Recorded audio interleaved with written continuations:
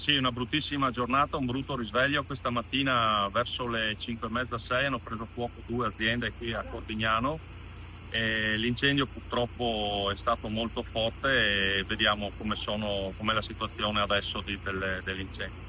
I vigili del fuoco stanno facendo il loro lavoro, speriamo insomma che riescano a ricomporre tutto abbastanza velocemente.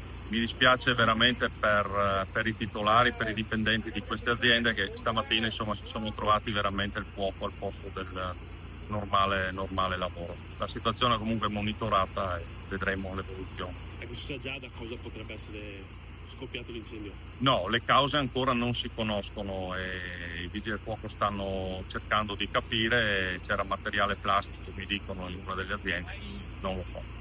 Ecco, con la qualità dell'aria ci sono i tecnici di ARPA? Sì, siamo qua, appunto c'è ARPA che sta monitorando il tutto e quindi stiamo attendendo appunto di sentirli per capire come procedere. Comunque tutto è sotto controllo in questo momento.